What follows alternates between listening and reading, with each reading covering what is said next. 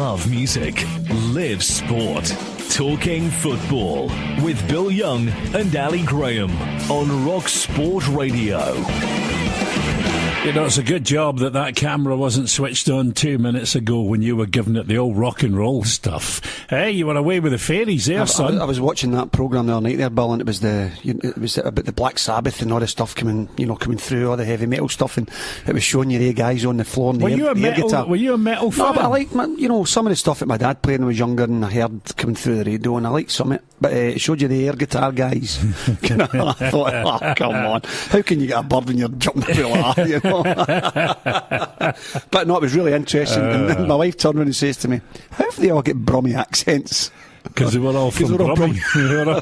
They're all from Birmingham. Off of the steel place, aye, absolutely. So it was great. But no, I like a wee bit of that. It's good stuff. I could tell the way you were going at it. You were certainly absorbed. That's for sure. Yeah. Ahead of getting into the programme properly, now that we've reviewed your heavy metal tendencies, let me remind everybody else you're listening to Talking Football. This is Bill Young with Ali Graham. I was going to call you Ali Ali Air Guitar Graham. Ali Air Guitar Graham.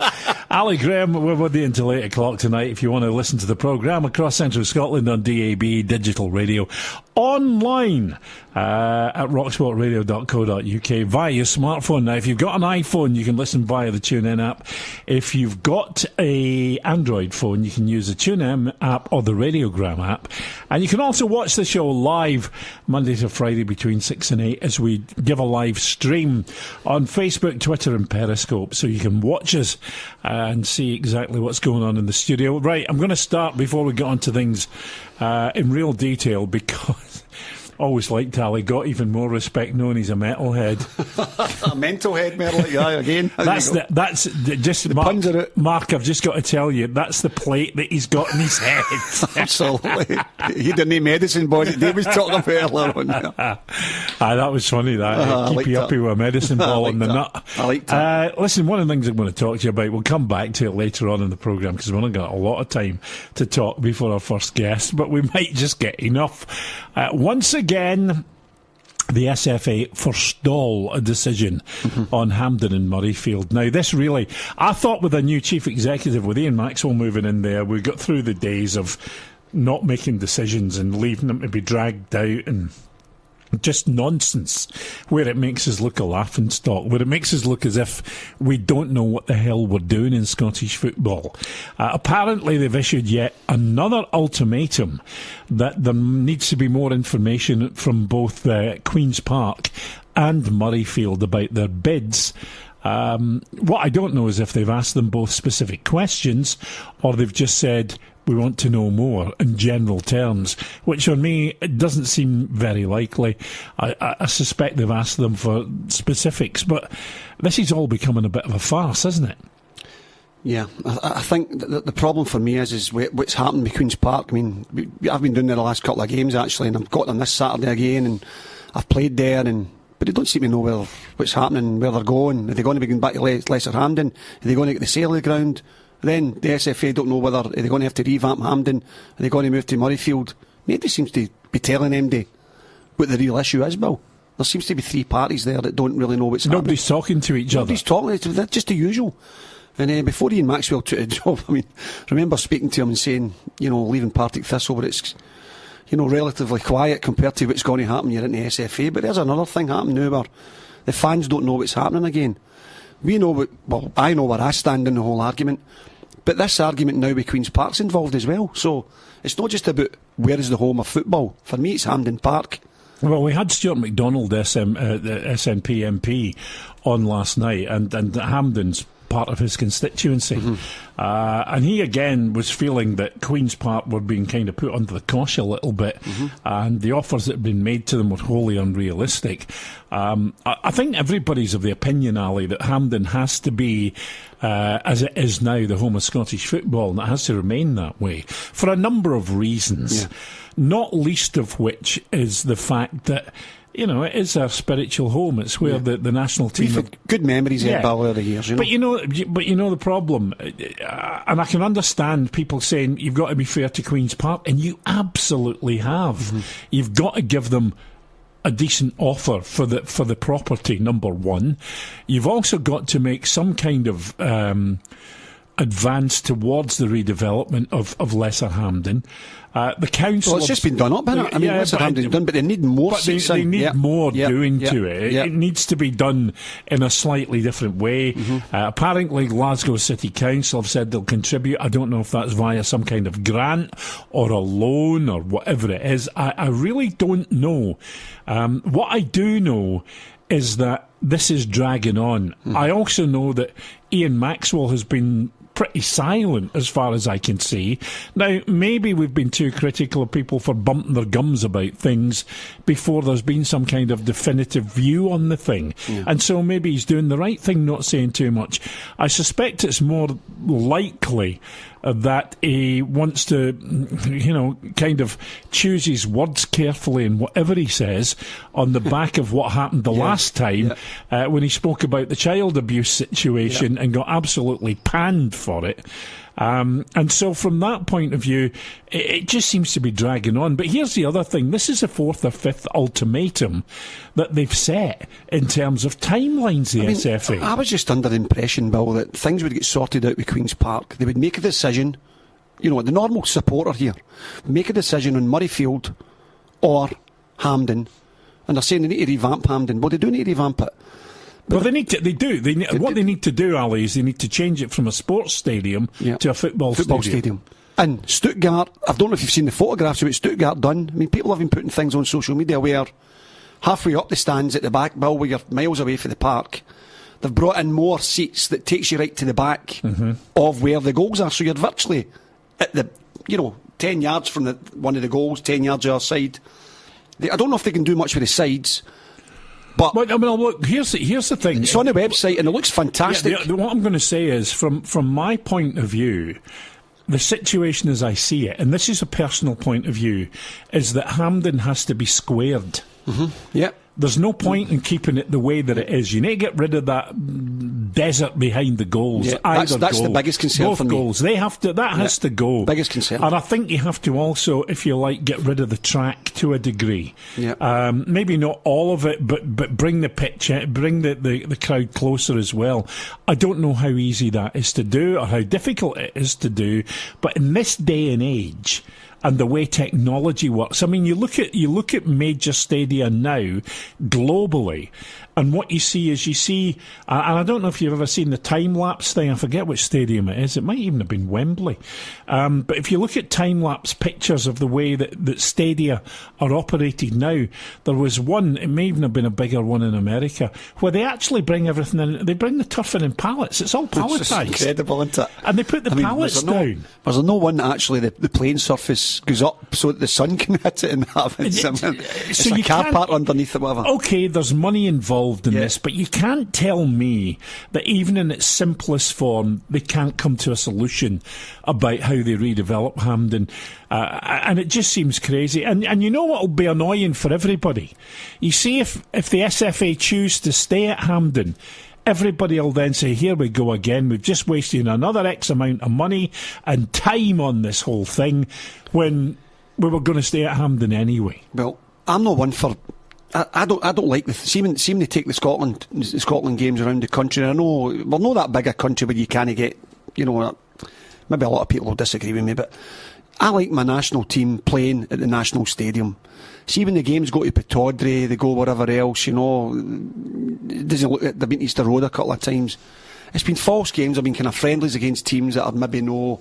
It's not a qualifying game. It's been a friendly, Bill. No, but that's fine because I have no issue with that. I like to see the games important, the big ones at the national stadium where it's full and the crowd can get right behind the team, because I think the team need a crowd right behind them. Well, I think what less. you need to do more than anything is you need to make Hampden intimidating again. Absolutely, and to make it intimidating, and bring it in behind the goals and make it like a football park. To be honest with you, it's as intimidating as a Gumsy budgie at the minute. I'm trying to find that stadium. I'm sure it's Stuttgart's, Bill, because they had actually, but I'm sure somebody played there, and halfway up where the behind the goals were for a while, for a season, it was off. They'd taken it off, and it was like a big kind of boarding that was up with advertisements on it or something.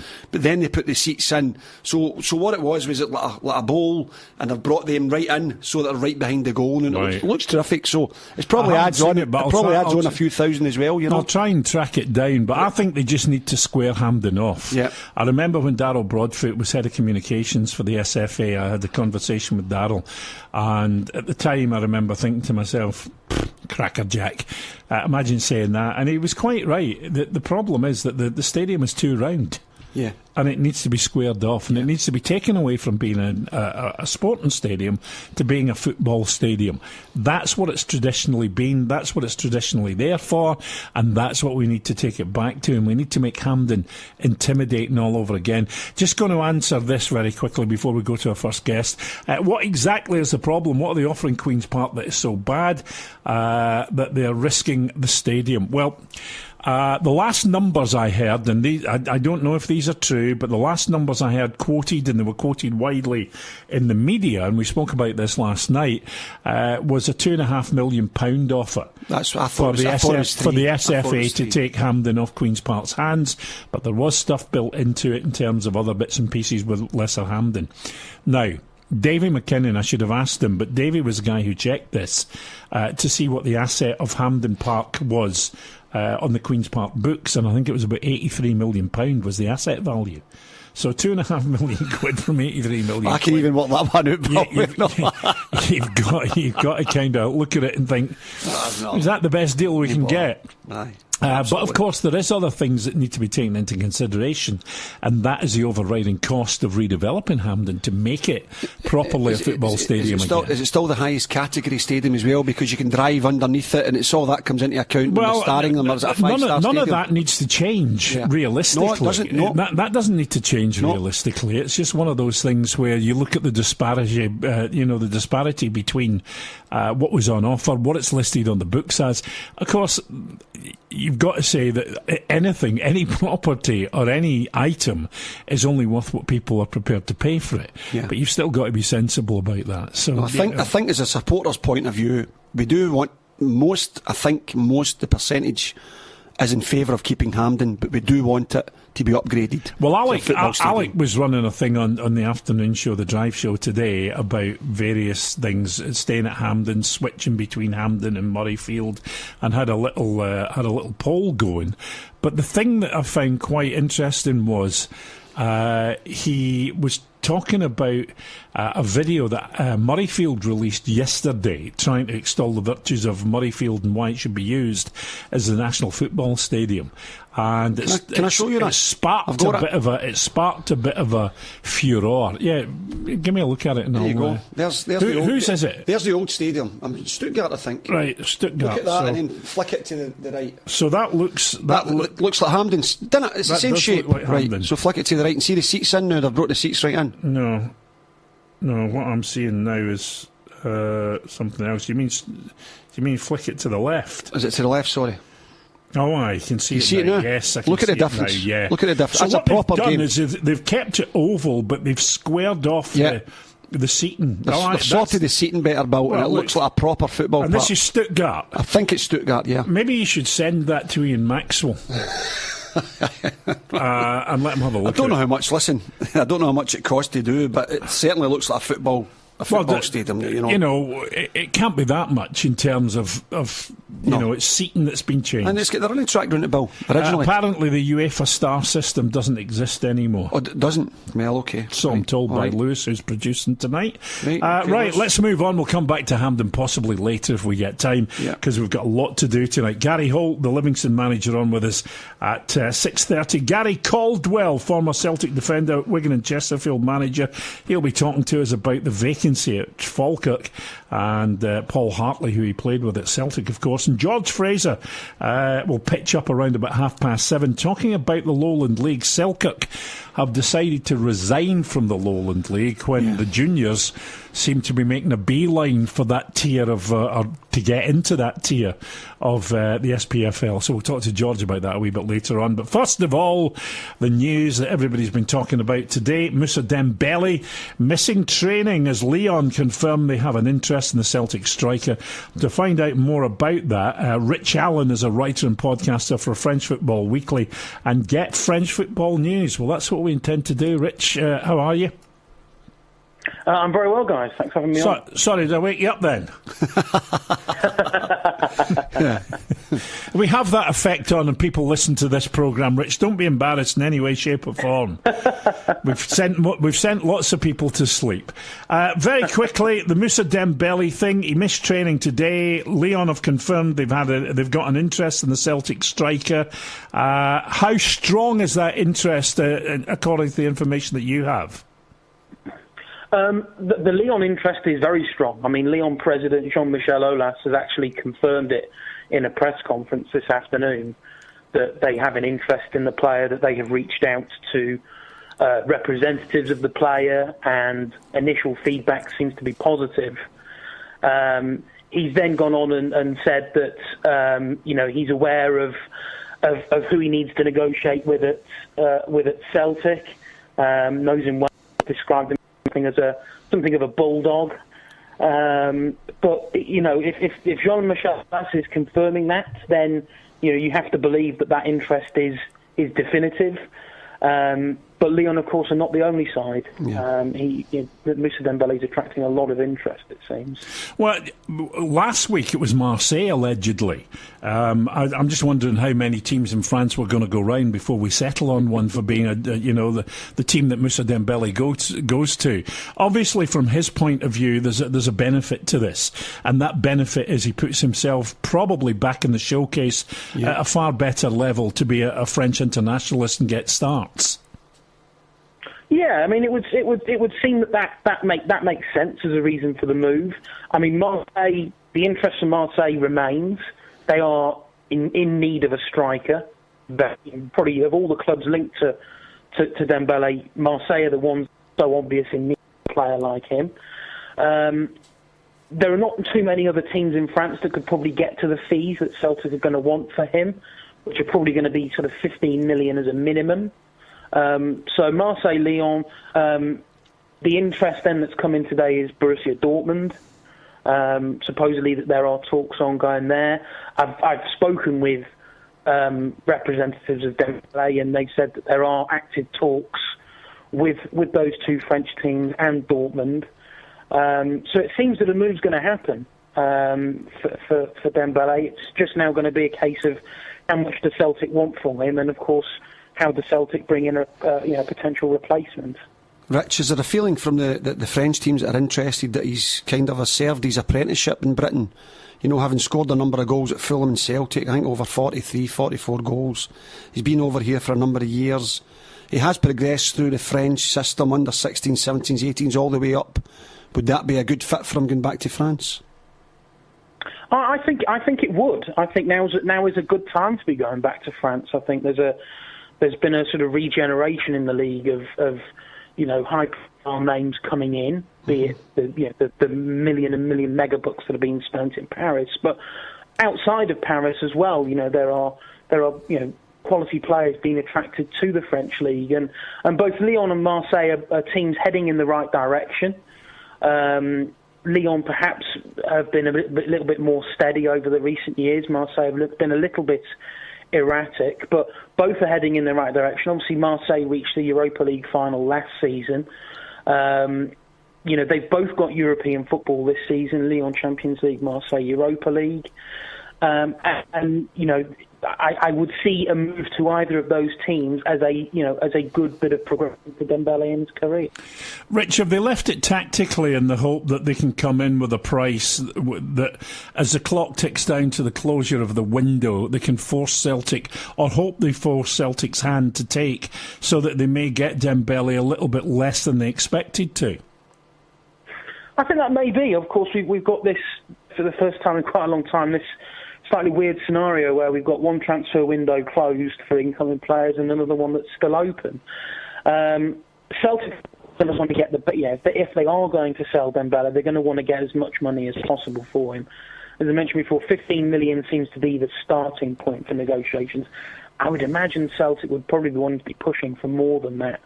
But of course, Celtic, don't necessarily have to sell, but they have to balance it up with, they've got a player who's missed training. They've got a player that potentially, if he doesn't get a move, is he going to be unhappy? Is he going to cause, a bit of problems with the team? It's a balancing act. They're obviously going to want to bring someone in to replace his goals as well. I would expect that he goes. It's been probably the third transfer window where there have been serious talks. These seem as advanced as they have been, with clubs now actually declaring their interest in the player. It seems as though he will be going. That's the feeling I'm getting. I don't know if I could potentially put on exactly where he's going to go. I think you can make a strong case, certainly for those three teams I've mentioned. There's a strong case for each. Marseille may be the ones to fall aside because of the money involved. They've just forked out a lot on bringing Kevin Strootman over from Roma. So they may be hindered slightly with how much they can afford to put in this, but they definitely need a striker. And Dortmund see a big established European teams as well. Yeah, obviously as well, Bill. With France winning the World Cup, the French are obviously in a good place at the minute. But bringing the likes of a player like Dembele back, would the fans be really excited about that, Lyon fans or the Marseille fans? And do you think they would try and negotiate maybe some sort of a not cash plus a player? Maybe, have you heard of that, Rich? I don't know if either team have the players necessarily. Yeah. Certainly, if Celtic are going to want, you presume, an attacking player in return. Well, I was actually thinking about it's no any hidden secret that Celtic need a couple of centre backs at the minute. So although they've signed Edouard at the start of the season for £9 million, I think they would be quite happy getting maybe a centre back in plus a lot of money for Dembele. But I was just interested if you'd heard anything from any of the clubs or. Well, Rich, while we're talking about this, and Ali's kind of brought it up, of course, Celtic have expressed some kind of interest in Harold Makudi, but Aston Villa have submitted an offer for him today, I believe. So like yesterday, it was reported that they'd submitted an offer. It was going to be a loan deal until January with a just over £1 million fee, and then January they would turn that into a permanent deal with an additional just shy of £8 million being paid. He's a player that's sort of risen through the ranks rapidly. He's 20 years old, not hugely experienced, although was an established first choice for Le Havre, who play in the second tier of French football.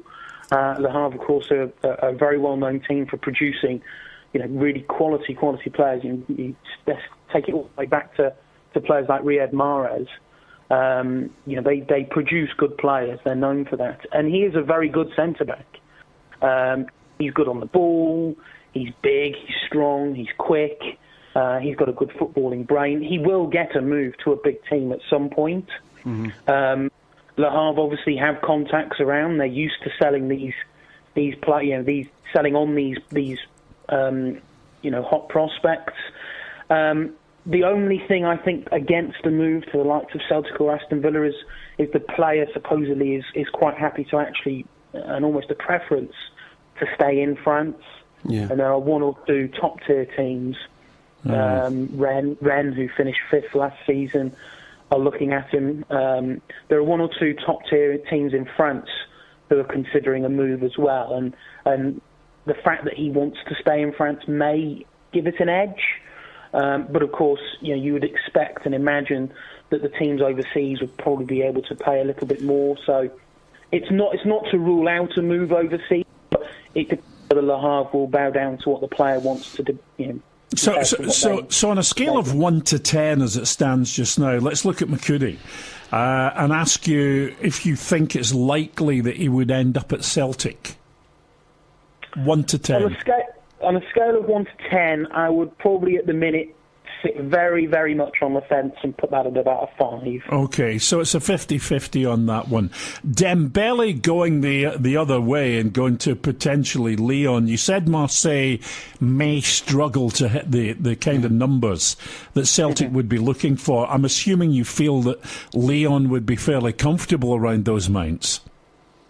Yeah, I mean, they forked out a similar amount for a player back in January. There's talks of them putting in a €30 million offer player for a player that plays for Lille. They've got the money. You know, they've obviously sold some big names over the last couple of transfer windows. You go back to Umtiti, Tolisso, Lacazette. They've all gone. You've got the buzz of having kept Fekir over the summer, and they've got some really good, talented young players. They've got the money to spend. You know, to a bit. I would imagine they're probably not going to want to go above the sort of 20, 22 and a bit, maybe something like that would be top end for them. Olas, the president, is a very canny businessman. You know, he'll do what's best for the club, whether it rubs people up the wrong way or not. Well, he's already said that he's got other roads and other avenues that he can take apart from Dembele. And I'm just wondering if you've heard what those roads and those avenues might be. This is classic Jean-Michel Aulas, to be perfectly honest. He sounds a bit like Peter Lawwell, chief executive at Celtic as well. You know what? It seems that they are from the pod. They're peas from the same pod, it seems, which could make for an interesting round of negotiations, I think, on Dembele. But Aulas, you know, it looks like he's about to lose a forward in Mariano Diaz, who's perhaps going back to Real Madrid, it seems. They have forward players, but they don't necessarily have enough depth in the pure sort of centre-forward role that I think Dembele would thrive on. So I think by him saying he has other avenues is maybe trying to calling a bluff. Yeah. I think. It wouldn't surprise me. He's done it numerous times over the many years he's been president of Lyon. It's a classic Aulas tactic. And are the Lyon fans quite excited about the prospect of Dembele coming back to France? I think they should be. You know, he's no doubt about it. He's a talented striker. We've seen that now for 2, 3, 4 seasons. And I think everybody's now wanting to see, well, look, can he take that next step? Yeah. Because there's no doubt that the talent's there. So I think if Lyon do get him, their team suddenly looks far more rounded and a lot stronger. Yeah. Okay, listen, Rich, thanks for coming on and talking to us tonight and giving us a little bit of an insight as to how, because we've heard all sorts of stories about Moussa Dembele over the last few weeks, and I don't know if you know, but there's been a little bit of fractious backing and forwarding at Celtic Park because of the amount of players that haven't come in. So to lose a key player like him may well just be something that sets the cat amongst the pigeons again if nobody else comes in. And that window is getting ever closer to closing. So thanks for that and giving us a bit of an insight into it. Rich Allen, writer, podcaster for French Football Weekly and Get French Football News. What's your thoughts? Give us your 1 to 10, if you would, Mr. Graham. On I'm going. Yeah. I think he's off. Off ski? I think he's off ski. I would say a 7 at the minute, but I think that it's looking, if he's not trained, the tables, the bid's on the table, then I think he could be Joe the Tough. Yeah, I've got to be honest with you, I think the same thing. Yeah. I actually think that Boyata could be gone by Friday as well. I really do. I just don't have a funny feeling about it. Yeah, and it seems to be either kind of moving out the door instead of getting anybody in. And we spoke briefly about it, Bill, where I think the Celtic fans will be rather anxious. I heard the story, which I'm not going to repeat because I can't validate it, but it did come from a good source, and it seems that we've all been barking up the wrong tree in terms of who the protagonists are in this. But time will tell. The one thing I do know is that if Dembele goes and nobody else does come in, and maybe Boyata as well, I think there'll be split 50-50 Celtic fans on whether that's a good thing or a bad thing. But the one thing I would say is if Dembele goes and nobody else comes in, I think there is a very, very, very real chance that you're going to get a lot of disgruntled people then venting their spleens on this one. Absolutely. Because it's not as if they've not got some money there to go and strengthen, and I've left it to the last minute, and I can't see much activity going on there unless it's happening as we speak, because there's only a couple of days to go. Interesting that the boy Makudu, he is a defender, and of course that's what Celtic have been kind of searching for. I don't know if he's a central defender, but he is a defender. And I don't see them looking for another striker because, Dembele's going to go, but you've still got Griffiths, you've still got Edward, and you've still got the boys at Mikey Johnson, is that his name? Yeah, he's more a kind of left side, but he can play through. And he's been playing up front for them as well the last couple of games. So I'm not sure that it's one of those things where you're really looking for a striker to replace him, so we'll see what happens. But time's running out. Well, it is running out. It's running out, and with that in mind, I'll just repeat something that I put on Twitter last night. The Albanian boy that Rangers are looking at, I believe his work permit hearing will be on Friday morning at 9:30. From what I can gather from Dancing with Bears, my Indian spirit guide, who tells me all these things. Hang on, just very quickly. Lewis, send him a text. And we'll just we'll see what happens. The thing on Joe Worrell, I haven't heard that much of, I have to be honest with you. No, same with me. No, I haven't. But it's going to be interesting. I do think that there'll be another one other than the winger coming in. But I think the thing that's the Celtic fans are unhappy with, Bill, is all the other teams are strengthening. All the other teams are going out and getting last-minute business, and Hearts are looking at a couple of players, and Rangers are trying to get one over the line, and teams are strengthening. And what you look at the last couple of years is the points, the difference between the teams. Celtic at the top. I mean, 2 years ago it was 30 odd points. The wins were way above everybody. It got close last year. I've had discussions with friends of mine, and just if Rangers were able to beat Celtic at all, it would have doubled the gap, because Celtic would have lost the points, Rangers would have got them. I believe you've got to beat your rivals. We always speak about this programme that when you're fighting, it's usually down the bottom end of the table right enough with teams. Who are Dundee got? Yeah, but it applies to the top end as well. You've got to beat the teams round about you. Absolutely. We've said this time and time again. And that's a big thing for any football club, because it gives you bragging rights, it gives you the momentum, it gives you things, a word that I don't particularly like, because you can be beaten any given Saturday. But you don't like the word momentum? No, I don't like the way they were using it in the World Cup. England are gathering momentum. It's just, I can't be bothered with it. But you go into a game every single Saturday to win. But when you're getting the points, and that maybe your rivals, your rivals, the guys will agree with me. Your rivals have lost the week before. No, a word I do like, Bill's confidence. Yeah, you're absolutely right. Absolutely right. So, I mean, if they'd done that. Now they're signing players, now they're stronger. Aberdeen and Hearts are getting stronger. Hibs are always going to be. Celtic are strengthening. This is what this is what I love about having pundits on. I really do, because Jerry Collins sat here the other week and he said Rangers are a lot stronger, Celtic are weaker, Aberdeen are weaker.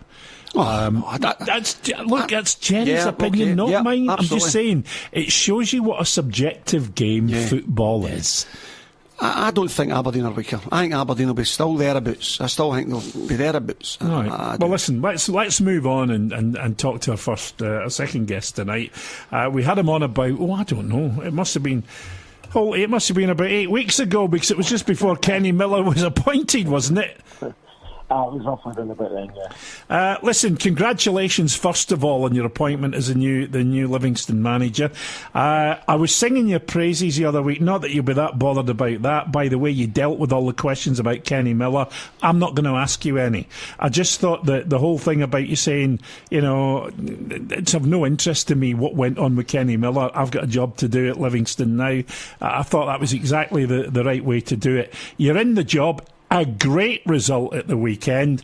What's it looking like? How are you feeling about being in there? Because you were keen to get in before they appointed Kenny.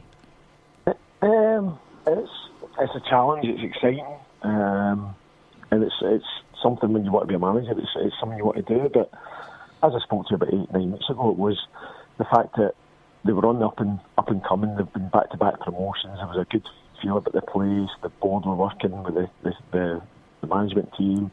The whole area was buzzing. So it was something that it appealed to you. So it's still the same, and that's what I alluded to. In football, as you know, you're either waiting for somebody to get the sack to get a job, or somebody moves on to have done really well and get another more high-profile job. So whatever's went on. I'm over the moon. I've got a job, so you know what I mean. In a nasty kind of way, a horrible kind of way, that's what I've got to look at it. I've had to wait until somebody lost their job, which would be nice, but yeah.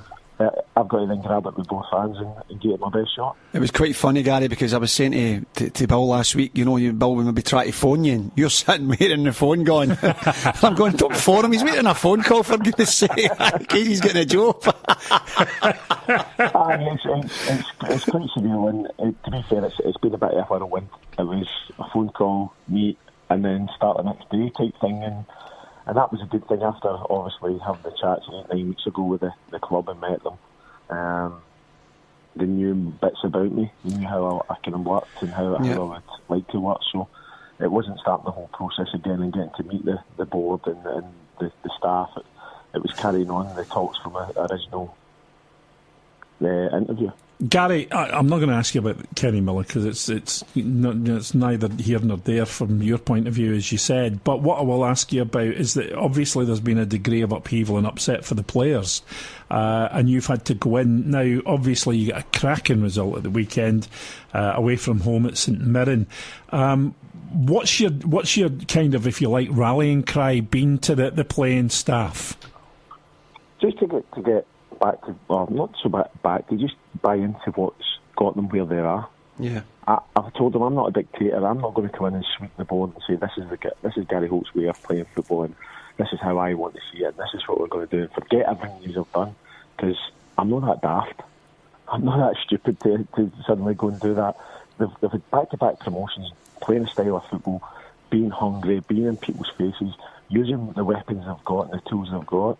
So it's trying to enhance that and try to fine-tune it. And I think it's seen Saturday, and we got back to playing, or maybe playing the way at Livingston's had success, and enhanced the work ethic off the ball, which was really pleasing to see. Well, that was shown, Gary, with a couple of set-piece goals. I mean, you're quite impressed with, you know, the desire and the way that the guys, you know, are quite willing to work on set pieces, because let's be honest about it, as you know, going to some places, you're maybe hoping to hang on in there, and if you can get a couple of goals for a couple of set pieces and get a result, it's fantastic. So the guys must be showing a lot, you know.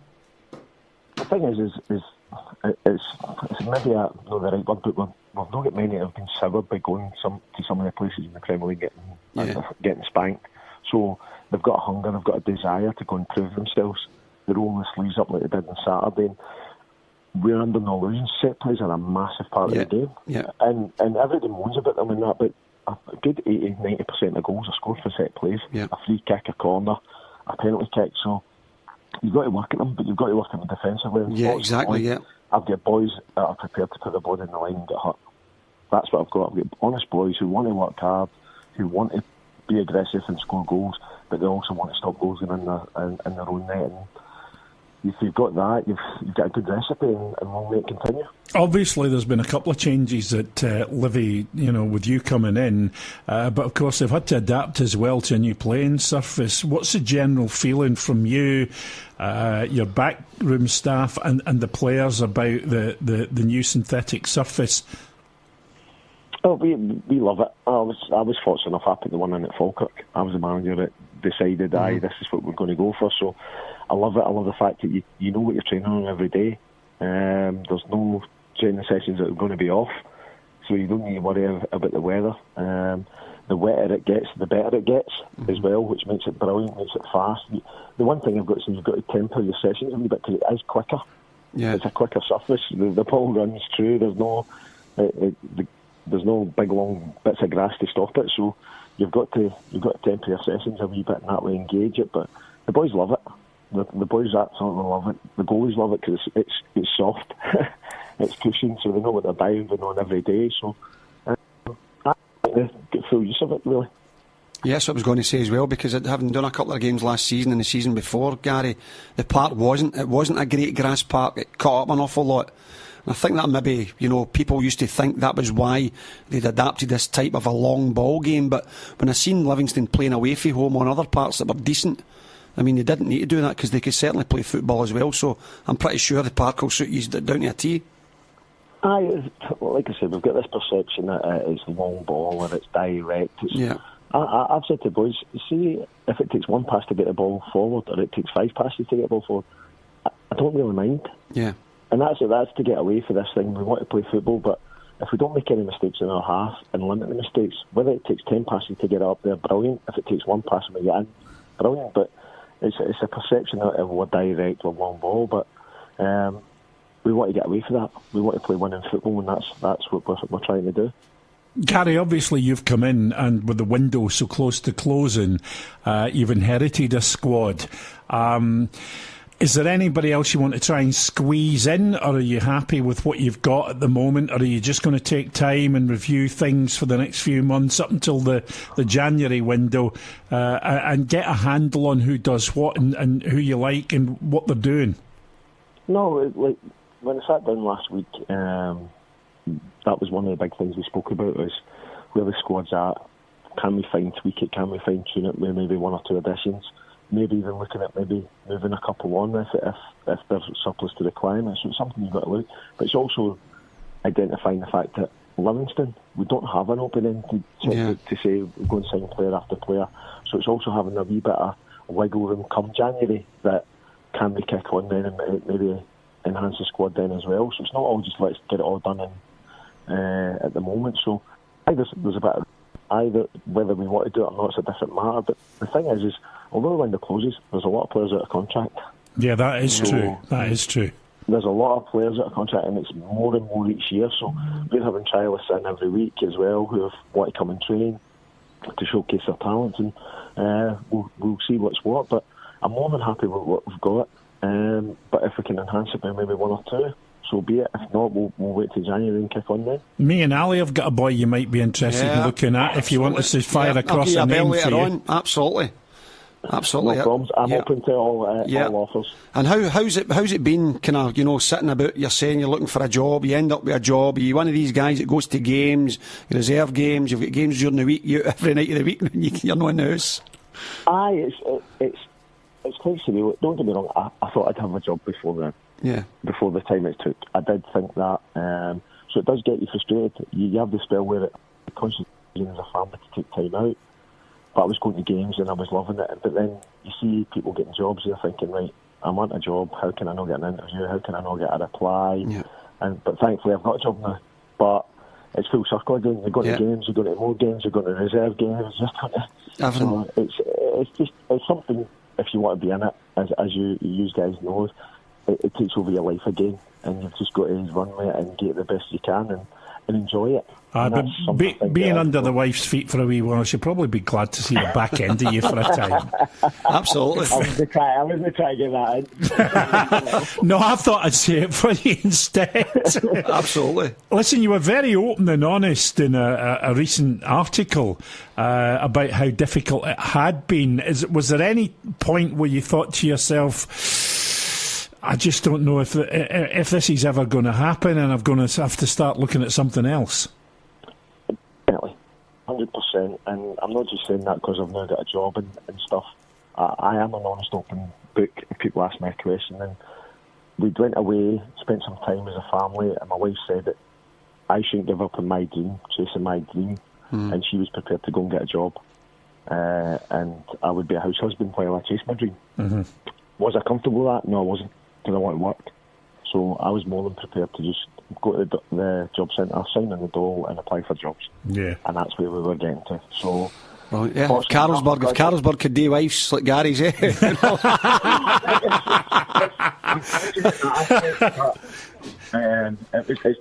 not a nice conversation to have. Oh, absolutely. When you want to work and I live in a time, maybe I've grown up that I like to be the one that provides. Whether that's right or wrong, I don't know. Yeah, absolutely. That's something I wanted to do, and I didn't agree with it as such, but that's where we were at. Listen, I get a couple of tweets in, and one's come in, and one's a fairly inevitable one, so I'm going to throw it at you. Answer it the way you want to answer it. It says, now that Gary's in at Livingston, who will he be wanting as a second in charge, or is that something that he's got no control over? No, Davy stays. Davy stays. He's the assistant manager. He's you can basically say he is Mr. Livingston. Yeah. He does everything. He wants to help everybody, and he wants the club to do well. And me and him have had it off great. Even back in the initial process, we got on really well. I've got no qualms with working with Davy, and I think we'll rub off on each other brilliantly. Gary, are you one of those managers, and some people are, some people aren't, who look at the season in quarters and set yourself points targets? Or is it more about consolidation for Livingston? And like we were talking about with every team, beating the teams round about you? No, I'm a game-by-game man. I'm a game-by-game, and I focus on each game as it comes. Yeah. I believe that you only get one chance of doing something. So I've got one chance of doing the best job I can. If I start looking and thinking, well, I've got 4 or 5 games down the line we play, for saying like Hamilton, St Mirren, Dundee, the teams round about us who everyone would say, I might not get 4 or 5 games down to that end. Yeah. If we don't win, if I lose 3 games in a row, I don't get there. I can't even sit around and say to the board, but hang on a minute, I want to wait to these games. So I focus on each game as it comes. We take each game Sunday to Saturday, play the game, analyse it on Sunday, put it to bed, and focus on the next game. Right. And that's it. That's what I was going to ask you, Gary. So see when you're coming in and you say you've played Hearts and you've got Hibs the next week, as soon as you've done your game, you've looked at things that went right or wrong, is that you that's focused on the next game right away, then you work on all your shape and everything that week? Yeah. Totally. We analyse who we're playing. So St Mirren game was put to bed, we analysed it Saturday night, Sunday morning, put it to bed. It's on Hibs for this Saturday. It doesn't matter what happened on Saturday there. Yes, we won the game and it's great, but Hibs play a totally different game, so you got to move on and put it to bed. Whether you win or lose, because if you don't, you end up in the funny farm. I think there's a few being that funny. Hey, listen, you're talking to 2 guys who sit in a room with walls 3 feet thick talking to themselves. That's not the best comparison to make for us. Play the air guitars. Over the games, you'll never move on. So analyse it, what went right, what went wrong, put it to bed, and we move on. When we come to play St Mirren again, we can refocus. Yeah, absolutely. How we did it against them, but each game's different, and that's what I say. You've got to focus on that. You don't focus on 4 or 5 games down the line thinking, all right, we'll get them then, so let's focus on that, because you might not get it. You might get a sack. Yeah.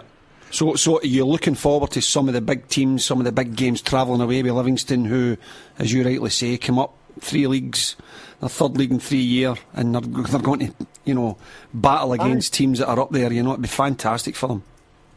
Oh, I can't wait. I can't wait for the players. Yeah.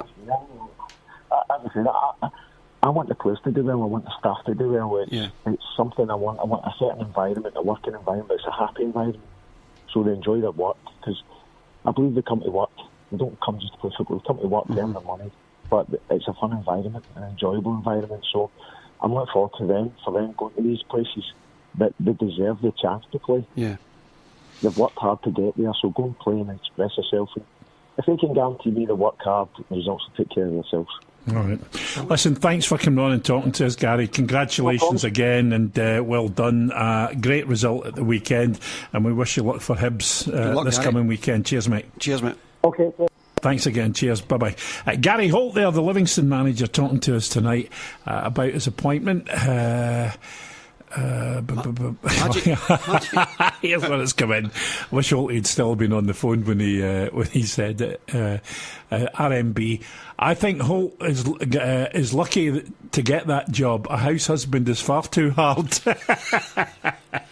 Complete change. Another one here. Follow on to what you were saying on the show the other day, Bill. Is it too soon for Livingston to go up, and are they ready? What is Livingston's goal at the moment? Is it to give a good account of themselves and stay in the top league? I think it's pretty much consolidation. I don't think he would really. You don't ever admit it, but deep down, they want to stay in that. Of course you do. Yeah, absolutely, they're desperate to stay in there. They're desperate. They're desperate. To Which beat the makes teams it round all the more important that they beat all the teams round about them. Absolutely. And get off to a good start. They haven't got off to a bad start. They weren't hammered by Celtic. They had a good draw against Killie. And then that's a good result again at the weekend against St Mirren. Hibs will be a hard ask for anybody this season, Ali. Difficult, and it's I think the players will be really excited, Bill, being up against some of these guys, because the pace and the strength and the atmosphere compared to last year. And by the way, you raise your game. So some of the guys have been and done it before, but some of them haven't. But you raise your game and you go to Easter Road or you go to Pataudry, wherever, and you're there to try and get a result. I mean, that's it. And what he said was it was really important how important set plays are for them, because they were masters at it last year, weren't they? Defensively and attacking wise. So I don't think some of the big teams will look forward to them piling in at corners and free kicks and that kind of thing. So I think it's brilliant. I really do. I think Is Holt a better fit than Kenny Miller? Bearing in mind you were getting buy one, get one free with Kenny Miller as a player and then as a manager, albeit that his experience at the managerial level was minimal, non-existent actually. Yeah, I think they'll miss the quality of him playing. I think the Premier League can only do one thing. But when I say is he a better fit than Kenny Miller? One, was Kenny ready to give up playing? The answer to that quite obviously seems to be no, as he signed for Dundee today and hooked up with Neil McCann again. So that's one thing.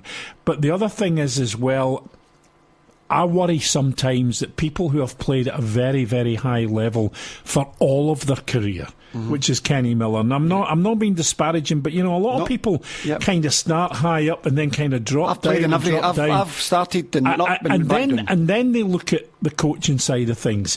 Kenny's gone from big clubs, his last club being Rangers, to a club like Livingston, who are just getting back on an even keel.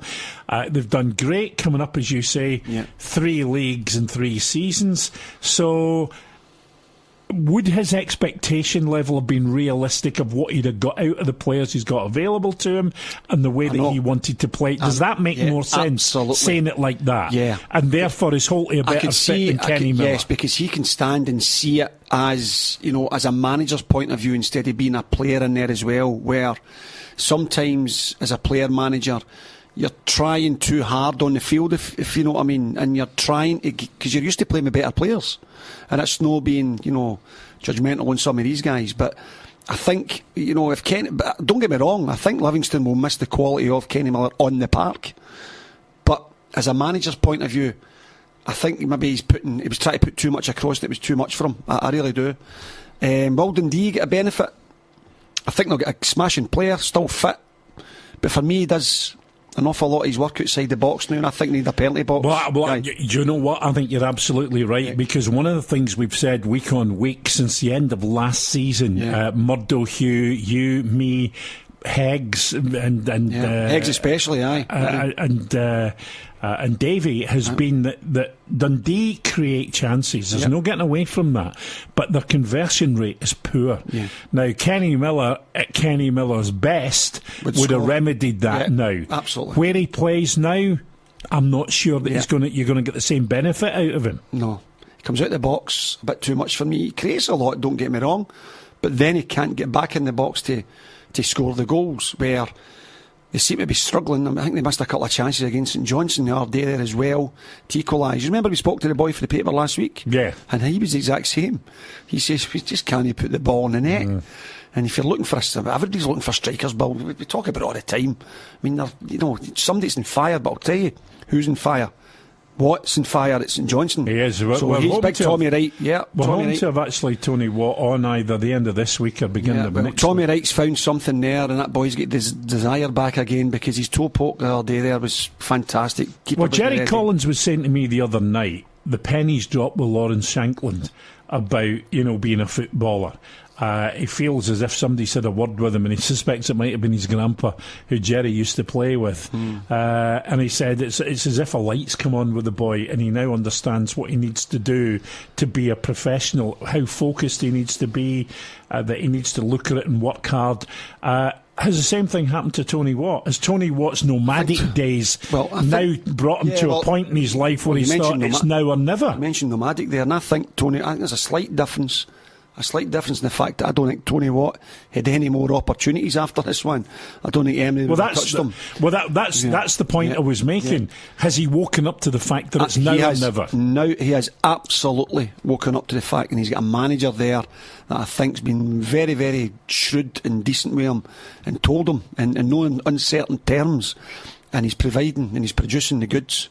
So, brilliant. Shankland, on the other hand, I think Lawrence Shankland, at a younger age, was disappointed when a couple of players he played with were all getting the moves and he didn't progress. Yeah, but that's football. Alan. Yes, of course it is. That happens. Yeah, and now, you're not going to finish. When you're a Lawrence Shankland, what you do is you don't drop your head and you don't go wild. You know that, and I know that. You turn round and say, right, if it's not this season, I'm going to prove that it needs to be next season and catch people's eyes. Yeah, well, tell that to Sinclair at Celtic then. Because he's chucked it after the first season, he never gets his big move, and he's an experienced player. I agree with you wholeheartedly. Absolutely. So now, but he might be of the view that if he gets he's probably got £1 million in the bank anyway, that might matter to him. He might be of the view. He might be of the view that Celtic might want to move him on because he's not delivering the way he was before. But Lawrence Shankland now has found a club where he's banging in goals. He's got the perfect foil and Moffat up top with him, who provides him with most of the goals, apart from his volley against Partick Thistle for the halfway line. And he now, I think, this season, he will have to move, because if he doesn't, I think his head will go down again. A couple of tweets coming in. Shuggy Burns had that many teams and was that nomadic. He owned his own camel. Gary has inherited a side that's already playing and has been playing decent, so it should be a decent gig. It would be another story if they were playing badly. I think that's a fair... No, but I think it's a fair comment, but I think Kenny would maybe have tried to change that slightly, and I think Gary's went in and went, wait a minute, let's look at what we're good at, what we're doing. But that was one of the points I was trying to make about managers who go in, and I've had this conversation with so many people. No, I don't agree, Ali. You see, when you come from a club like Rangers or Hibs or Celtic or Aberdeen or Hearts, and you've spent your career playing in that level of football, going down to clubs like Wolves and places like that, see, when you go into a club like Livingston, who, to be fair, never expected to be in the Premier League this season. No, I thought it was Hoppy told us that. Yep. They never expected to be in the Premier League this season. But here's the rub, right? They're there now.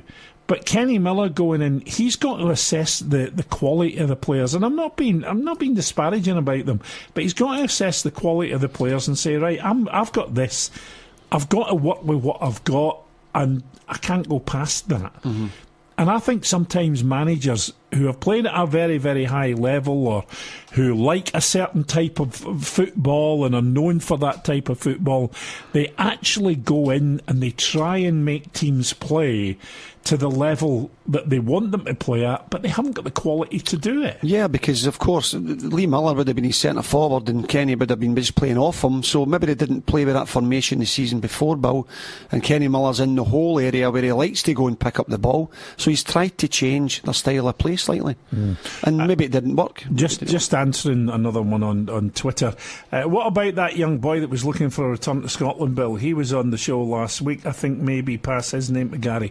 That's who we're talking about. I'll give him an update, give the boy an update. He has now negotiated his release from the club in Cyprus, so he is over in Scotland at this minute. Okay, well, as I say, I did punt him to somebody else, but they kind of had a full complement of people, and there was another couple of people that I've still got to talk to, but I think, Holty might be interested there. Especially as he's looking to maybe strengthen and... at no cost, sort of thing, in terms of paying a fee. So interesting. It's going to be interesting to see how Livy shape up by the end of the season. I think there could be an irritation to a few teams. I really do. I think that's an understatement. I'm not being funny. I think honest. there could be a real irritation to a few teams. Yeah. You know, it was great watching them towards the end of last season, Bill, where Hoppy had them organised. And do you know what was good about watching them, Bill? It was like no-nonsense defending. Guys, like Gary was saying, putting their bodies in the line, blocking shots. You know, there's another one, big Lithgow bang. You know, and Halkett, he was heading things off the line and flinging it. It was just, and you could see them high-fiving each other because they hadn't lost a goal against Partick Thistle. And it was incredible to watch. I guess when they came up into the Championship and then they found themselves in the position they were in at the end of last season, it's been a journey, and I think that's why it's good that a lot of them have been kept at Livingston, because they're now looking to complete that journey. And when you've been on that kind of journey as a team, it certainly galvanises you, doesn't it? Well, absolutely. And I don't know what the squad was when they came up, you know, the first time. Then at the second time, I imagine last year's squads maybe added a couple, Lawless, maybe a couple of other players. But the season before, it'd be interesting to see, Bill, you know, what players have stepped up 2 leagues. Man, that's a big step up. That is fantastic if there's a lot of guys there that have, you know, managed to compete at different levels and then going to go on and compete in the Premier League. So, you know, hands up to them. That's absolutely brilliant, great achievement. No, you're absolutely right. Look ahead to Rangers and Celtic in Europe tomorrow, a wee bit later on. Still to come, Gary Caldwell up next, talking about the vacancy at Falkirk, and a wee bit about former teammate Paul Hartley, and maybe even get his views on what the Old Firm game might shape up like at the weekend, and on the lack of buying, but the potential to sell for Celtic, as we were speaking about earlier on. One of the things that's been a kind of staple for Scottish football for many, many years has been the junior game, and we have our own programme on here, just the juniors. But of course, there's now lots of fears that junior football, as we now know it, is about to evaporate into the ether as soon as next season. We've had a number of teams join the East of Scotland League this season to get them on the pyramid system to be part of the SPFL. And Tom Johnson, who's head of Scottish junior football in Scotland, has put out a statement a few weeks ago saying it was now likely, and I use the word likely, not definitely, that there would be a similar kind of tier set up in the west of Scotland so that juniors could join the SPFL pyramid. We'll be talking to George Fraser, who's chairman of the Lowland League, a wee bit later on in the programme, and George known to both Ali and I very well. So we'll find out what George's thoughts are on the fact that while other teams are trying to come into the pyramid system and get into the Lowland League from the league, whatever it is they set up for the juniors in the West, and from the East of Scotland League, Selkirk have resigned their membership of the Lowland League owing to unsurmountable difficulties, pretty much meaning financial difficulties. Yeah. I would assume, Ali. Yeah. Now, you're in the Lowland League with East Kilbride, so you know what it's like in terms of, you're very lucky. You're at a club that's well supported financially. Yeah, absolutely. You know, I was speaking to Craig Malcolm last night, actually, and he'd actually scored a hat-trick against Selkirk, which we'll speak to George later on and find out. Obviously, the points will need to be deducted, but it was the perfect hat-trick. It was the left foot, right foot header, and he's pretty gutted at that, Bill, you know, so that's 3 goals off his tally, and he's got 10, I think, already, 9 or 10 already, so he'll be pretty gutted at that. But obviously there's teams there that are now wanting to come into the Lowland League, and there's teams there that have got great financial support behind them, junior teams as well, who some of the committee members as we speak, you know, the junior sides want to stay junior, but some of them want to see progression and they want to try and get in to the Football League. So I think it's great, you know, because some of the community clubs that you go to, some of the supports that they do have will only enhance, you know, the Football League once they finally get there. So I think it's great. And I think, you know, teams like Clydebank and, you know, the teams that we've mentioned, you know, I don't think Auckland Talbot are too. But can you imagine Pollock getting involved in it? You know, 700-800 people every week. They've got a great ground. They're everything about it is fantastic. So if they're going to do that, then I think more teams will probably join, because I think it would be a big thing for them to try and get into the Football League. Okay, we'll come back to that obviously when we get George on, and we'll talk about the constraints that are put on clubs by kind of joining the SPFL and different things, and what the Lowland League see as the future, and the whole thing about the Selkirk situation. We're having a wee bit of trouble getting Gary Caldwell at the minute, but we're going to keep trying for him. Ahead of that, here's another wee question which has come in, and we might as well deal with it now. Bill, wee question for you and Ali. Who has more pressure and more to lose if they're defeated in the Old Firm game? I think Celtic. And my reasons are that, as we spoke about earlier, he's building a team, Steven Gerrard. They've been doing relatively well. A wee blip at the weekend. Doing really well in Europe. And I think everybody knows they're in the up. I think if Celtic lose it, I think momentum turns, that big word that we don't like.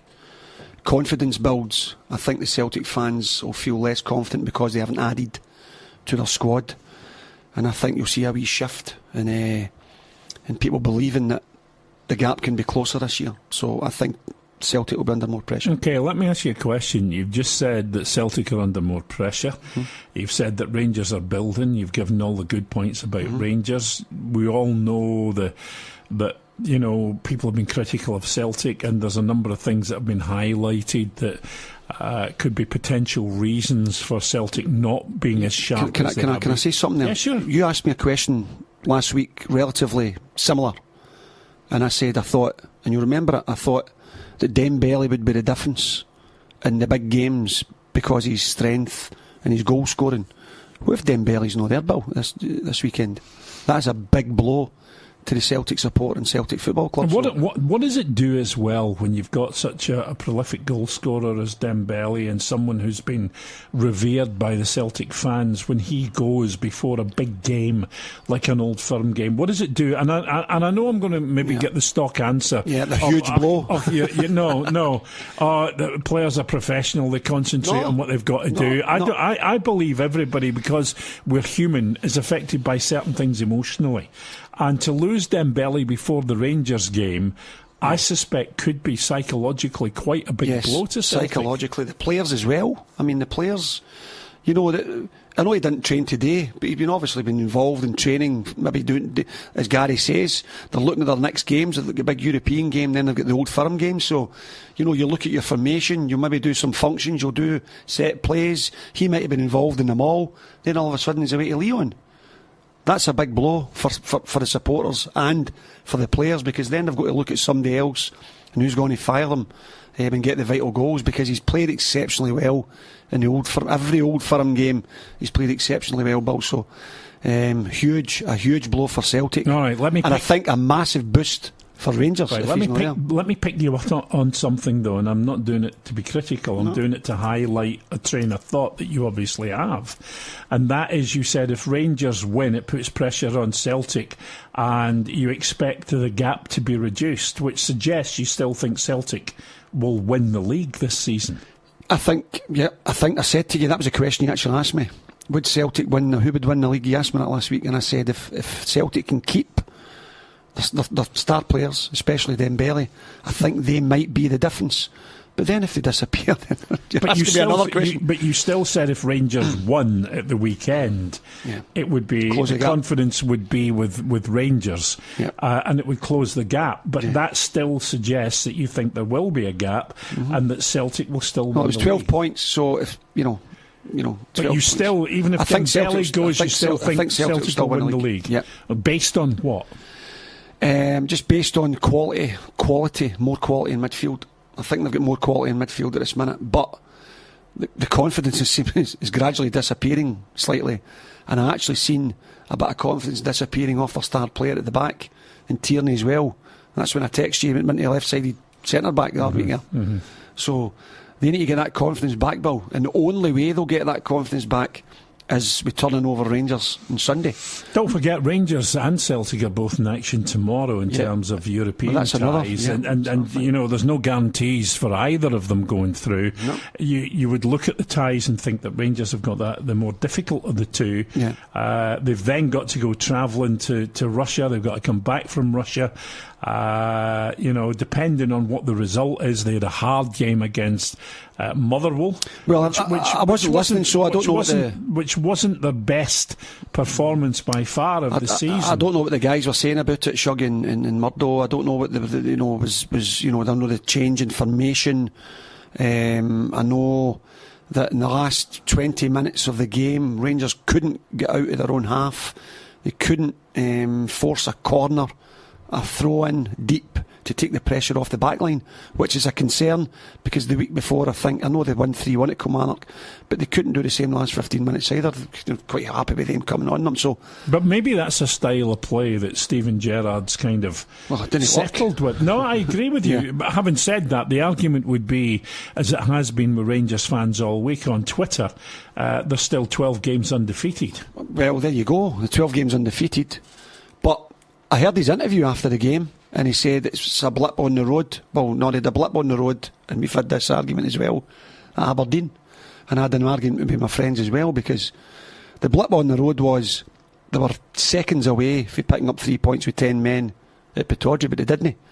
So although they're undefeated, they've drew twice, and Celtic are now above them, and they've been beat with Hearts. So it's all about positions in the league. Remember Tommy Burns years ago? He couldn't defeat Rangers. I think he lost one game. Couldn't defeat them. Andy Gorham was sensational. And I think he actually said that Andy Gorham will be blooming on my gravestone or whatever. He killed me because he was desperate to win that league. And he went all that season with one defeat, drew too many games and couldn't defeat Rangers. So Thursday's very important for both sides. How big a play? How big will those games play a part on Sunday? Yeah. I think Celtic will win convincingly. I think they'll win 2 or 3-0 tomorrow. You think they'll beat? I think Celtic will be, and I think Rangers will go through. But I think it's going to be one of these backs to the wall defensive displays that up until Sunday they've been doing against everybody. I don't know what they were talking about with the goals, but McGregor for the first goal shouldn't have been out, but Flanagan's got to come over and cover Goldson when he slips. I mean, he's nowhere. He's away out of the picture. So that was a wee concern where he's changed it to the 3 to the for the usual 4. But the quality in the flanks, Bill, for the 2 wing backs was fantastic, sensational. I mean, I seen a bit of the game and I wish I'd played with wingers like that, I'll tell you, because he's just be flying in there. And the big man did fly in there and got a couple of goals, so they've got that threat going forward, but I know they hadn't lost up a lot of goals up until that game on Sunday. But Isic is one of these players that can drop a ball in a sixpence. I think he was the quality player in the park. I know a lot of guys will disagree with me, but I thought he was absolutely everything he done, everything. And it's not even just, he knows exactly where he's putting the ball, Bill. It's a cut back, it's in at the front post, it's deep to the back post. I thought he was absolutely quality. Ali, one of the things that you've got now, what's that? I think somebody's listening to the wrong show. Oh, it's like come dancing. It's just very strange. One of the things I was going to ask you about is the situation with Celtic tomorrow. You think they'll win fairly comfortably.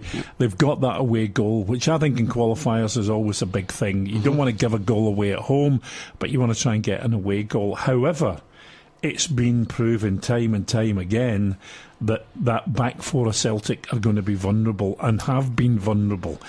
So as much as you might be reasonably confident, maybe not as confident if Dembele goes and he's not playing tomorrow, but maybe you've got to also think, hang on a minute, as much as they might be able to score goals, they're certainly capable of giving them away, whether it be at Celtic Park or otherwise. I've been speaking to you over the years and speaking about Craig Gordon's positioning at set plays and corners and things. I mean, that was absolutely diabolical last week. That was schoolboy stuff. Terrible. Trying to catch the ball at its lowest point into the box. Schoolboy stuff. And the guys, and the defenders are looking at him. But he's just waltzed in the boy. And by the way, it wasn't even a good ball in. It was a lofted loppy dosser. It wasn't even whipped in with pace. And he's come out to try and catch it like a wee schoolboy playing in goals, Bill. And You know, maybe the opposition will just be saying, let's try and win free kicks and put them on top of the keeper, because I don't know. I just think goalkeepers need to look at themselves and they need to start coming and commanding their areas again. I've always said it to you.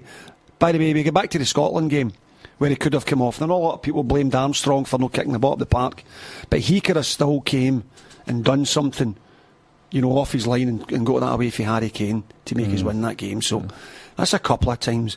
And I don't know what it is with the goalkeeping coaches. We keep speaking about it.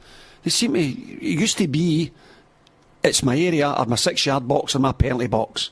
This is my area. Come out and punch somebody's head. I think McGregor could come out for the corner kick and smack somebody in there and try to punch it away. I spoke to Cammy Bell about this, and I said, why don't goalkeepers do it anymore? And why, even when there's shots in at goal, do they not catch it anymore and take it to their chest? And he said, because until you're on the park and you see these balls, he said, they're so light now and there's so much movement. He said, you've really got to be sure you're going to get to it before you come for it. And again, I can understand it moves 2 or 3 times before it gets to you, even on a shot, and you're not sure that it's not going to move again. I can understand that, but Hartley didn't have any problem volleying it into the net for a yard out, so it didn't move for his fit. He got it right on his side it and bulleted it in. And big Lafferty didn't have a problem getting his noggin on the ball. Well, let me ask you, because, I mean, you know, you were one of those big handfuls like Lafferty. The ball didn't move as much then. It was heavier, as you can tell. But let me ask you about the Lafferty signing in terms of for Rangers and what he brings to Rangers. Immediate impact. Goals. Brought the goals. Get into the box. It's a dream come true for the wingers as well, for Tavernier. Who, what a cross that was. I mean, that was fantastic. And you know, it's funny because I don't know if you ever remember the Alex Ferguson clip where he's actually on the park of Man United and he's seen a cross going in for Lee Sharp or David Beckham, and he's went like, and that's what I was doing at the time. Go on, baby. And you can't help yourself. I've actually done it. You know, a good pal of ours, Joe Tortolano, when he first came up to Norwich City to Hibs, we played Hibs at Kilbibby, Bill, and he was running up the wing. And I always remember Gordon Ray was marking me, and he put this ball in, and I've went like that. And he went, how would you like a winger like that in your team, big man? You know, and you do, but as I'm saying, the balls don't seem to move for these guys to go and sink the head on it and get it in the back of the net. So the goalie's won 2 hands instead of your head. I think that's a lame excuse, Bill. I really do. You got to be. Well, I'm only telling you what the goalies are telling me. Goalies stick together, you know that. Well, there is that. They're a strange breed, goalies. We all know that. And, absolutely. And you and I have known enough of them over the years. They are a breed apart. Yeah. And even goalies sometimes will kind of, if you catch them in an unguarded moment, they will say, we are a bit kind of, you know, out there compared to the other boys. I've known a few loony goalkeepers, I'll tell you that honestly. But you know, good guys, but bonkers. Bonkers. One of the things I was going to say is you've got to be impressed as well about the way Steven Gerrard has rekindled Alfredo Morales. Morales has been absolutely stunning in the last few games, and even in the game against Motherwell, worked really, really hard. You know, and it's got to be down to Steven Gerrard. He's took him aside. He's done a Tommy Wright on Watt, hasn't he? He's took him aside and says, "Listen, you're going to be playing. You're going to be playing, and you're going to be scoring for me." And he's just get the confidence thing, because you know, after the deal fell through, you can remember the shot of him up on the bench somewhere up north, and he didn't want to be there, Bill. But now he looks, he's really happy playing there, playing for Rangers at Ibrox especially. The fans are on his side. He's a wee bulldog, isn't he? He's you know, I like him. You know, he's right in about it. He gets himself across centre backs, bullies them. But having said that, I think when you look at the game on Sunday there, I think the Motherwell centre forwards kind of bullied the Rangers back line. They've not come up against anybody like that yet either. So that's a wee lesson for them to learn. But no, I like Morelos, I do. And people will say, you know, he's spat the dummy out again, or look at him, he's in the huff again, or whatever. He needs that in his game. Bill, he needs to be like that, because he's one of these fiery wee guys that you like to, you know, look at all the good players that have always had that wee bit of fire in their belly, you know, and I think he's the same, and I think he can score a lot of goals as well. But a good foil for Lafferty, an absolute, you know, cracking foil for him, where he's the kind of centrepiece. He can hold the ball in, and Lafferty can drift from midfield, deeper areas, and score goals. And the only thing that might kind of peeve him off a wee bit's the fact that maybe he's going to get in the goals and he's not going to be the main talisman. But I think the more goals that they score, the more chance they have of winning games and picking up a lot of points. So it's looking positive up the top end of the park. But it'll be interesting to see his formation in the up and coming games Thursday and Sunday, Bill, what he does to his back line, whether he goes with the tried and trusted. Well, I think he will, because you knew that he was going to at some point this season try that back three thing. Maybe he thought to himself, I'll do it this week, because if it works, it gives me options against Celtic, gives me options against UFA. And maybe that was the right time to try it. He didn't get the right result. They dropped 2 points, but they didn't lose it, and that's the positive on it. But for me, it just wasn't the right formation. It wasn't the right shape for them. I thought Golson, who's been absolutely outstanding this season, I mean, I rate that boy so highly, I really do. But I thought he looked like a fish out of water on Sunday. He just wasn't comfortable there. You could see his body language. Well, that was it. And, but you could see it wasn't just he wasn't comfortable himself there. He wasn't comfortable. He didn't have the confidence that everybody else felt comfortable as well. He wasn't marshalling people the way he usually does. He wasn't having the same conversations with Alan McGregor because he was distanced from him. And I just, look, it was one of those things. A manager tries it, he made the blunder with it, and that's it as far as I'm concerned. But he could have still been helped with these players. As we say, Flanagan should have been round more. And I don't know why McGregor was halfway to his goal anyway, because he might have turned and played it back, and he might have bounced and headed. Well, maybe he thought Goldson was just going to head it back to him, and so he thought to himself, the closer I get to him, the better. But it fell perfectly for the lad. He finished it well. And to be fair, I was impressed by that boy a few weeks ago as well. But was that 100 Johnson? Gateshead, yeah. I mean, and I was impressed with him. I mentioned him in Dispatches a few weeks ago. Find the players, didn't he, Bill? Yeah. He's a wee bit fiery as well, which I like. He'll not be bullied or intimidated. No. And I think he's got a good career ahead of him. And I could see him maybe playing for a Rangers or a Celtic. He could maybe be the one that gets him a few $100,000, up towards the higher, nearer the million quid in a wee while. But he needs to have a really good season and bang in the goals. So he looked a goal threat, and he was a good foil for the other boy as well, so they looked a good partnership. Just going back to the two European ties, and we'll start with Rangers, because Rangers are in action early tomorrow afternoon at 3 o'clock our time. Rangers, obviously, as I said, I think I probably get the more difficult tie on a number of levels. The team's a better team, I think, than Saduva. They've got that trek to get to Russia. It's not always an easy place to go to when you're playing Russian teams at home. The good thing from a Rangers point of view, if you're a Rangers fan, is that they're not known for scoring a lot of goals. But they're very good defensively. Having said that, they were good at Ibrox against Rangers. They had a blip the week before leading up to that game where they let 3 goals in the second half of their league game. So I think Rangers can score goals. I think they have to try and get one in the first half an hour if they possibly can. And that changes the whole complexion of the game, because then, they need 3 goals. Yeah, I think, I don't think Rangers will give up 3 goals tomorrow. No, and that's what Gerrard will need to think about, won't it? What does he do? Does he go out and just play it, keep it tight with the 4? Or do they go for it and try and get a goal? So I think Rangers going forward, I don't think you can. I really don't think you can change your team in that aspect, because they're forward-thinking players, Bill, and that's what they do. They're really good at going forward. They've got threats all over the park. Any free kicks, Tavernier hits. You've got Lafferty now that can strike a free kick. You've got guys in the flanks that can get it into the box. You've got back midfielders. That was one of the things we said about Celtic last season and the season before. You could see goals coming from pretty much anywhere. Yeah. And that's the same with Rangers now this season. Yeah. You can see goals coming from all sorts of different places. Yeah. That wasn't there before. The centre-backs have thrown in a couple as well. That's right. And the other thing I think that's a strength for Rangers now is if you look at the bench, it's no wee boys anymore. It's pretty strong. Even young Middleton looks above his years when he comes on and plays. Yeah, I think they've got to get a goal. I think they will get a goal. I think Rangers have got the threat enough threat to go there and score against them. Although, as you rightly say, they look pretty decent at the back, didn't they? They look no bad. But you see, they've got to come out. They've got to come out at some point. So they've got changes. to come out. Alex. It's really interesting. It's the same as when Celtic had to go away to Athens and they had to go and score. I mean, so they've gone to, your whole mindset changes on getting that.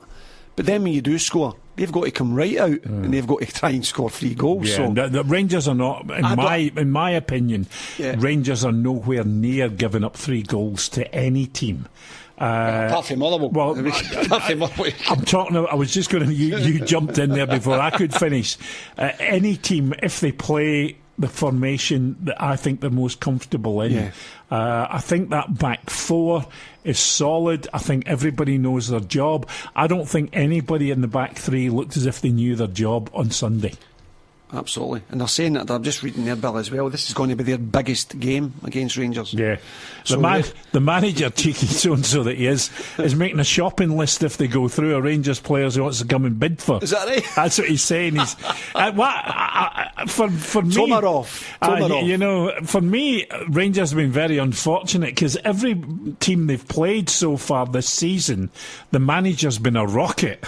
In terms of the European games, not the domestic games, but the European games, it's true, they've all had something to say and bumped their gums and talked absolute drivel before the games. And this boy's the latest. He's listing about 3 or 4 players that he wants to buy from Rangers should they go through. Well, they're a relatively new team as well, Bill, aren't they? I mean, they're absolutely, absolutely fantastic. But no, you kidding me on? They can't.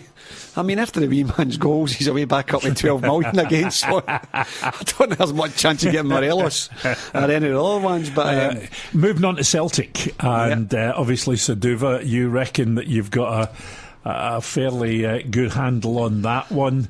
I watched that game, Bill, and and I'm not making any excuses about the playing surface. It was the grass was fantastic on. It was a bit bumpy. I thought McGregor. I just seen signs, Bill. I seen signs of a couple of Celtic players that are no flying, are not at full, the full level at the moment.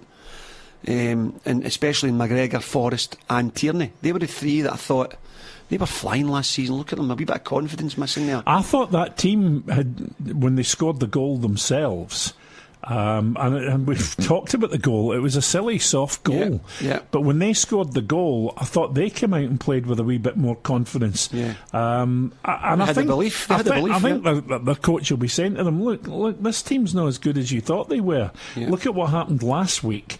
You can get at them, you can get at the back line. That's what you've got to do. What Brendan Rodgers has got to do is he's got to brush everything under the carpet that's gone before.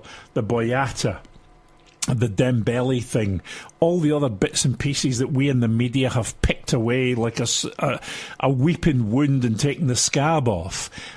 He's now got to say to his players, look guys, this has got to come to an end. It's got to come to a close. Tonight's when we bring it to a close. Yeah, and he's got selection problems ahead of him as well, Bill, hasn't he? Simunovic is maybe struggling a wee bit. You've got Jack Henry again. Then you've got the Dembele situation that we spoke about. You've also got the Dedrick Boyata situation. And you've got Eduardo coming back. And you don't know how fully fit he really is. So they're big players. For this game. It'll be interesting to see what happens because I still have a hunch Boyata will go before the window closes on Friday. Yeah. I don't have any information. It's just a hunch. Yeah. I think if they can get big bucks for them, I think they'll take them. But they really, as we spoke about earlier, they really need to work hard. I think the player wants to leave. I don't think there's any getting away from that. And you know what it's like, Ali. You've been in dressing rooms when a player. And the other thing is as well, other players say to you, are you staying? Are you going? Have you heard anything? What's going on? Blah, blah, blah, blah. But you know yourself, when a player's left the dressing room in his head, you're just waiting for his body to catch up with it. Yeah, I think he's mind elsewhere and his agent's telling him who's coming in and who's no. So, right, give me score predictions for score tomorrow. Prediction for me is I'm going to go the Rangers game is at 3 o'clock tomorrow. Yeah, 3 o'clock tomorrow afternoon. I'm going to go a 1-1 draw. 1-1 draw. Yeah. Right. Okay. And I'm going to go Celtic 2-0. Okay. All right. So because we want our teams in the qualifying round. Well, we do. So, there's no two ways about it. Exactly. So maybe my heart's ruling my head a wee bit there, but I think that could be the scores. Okay.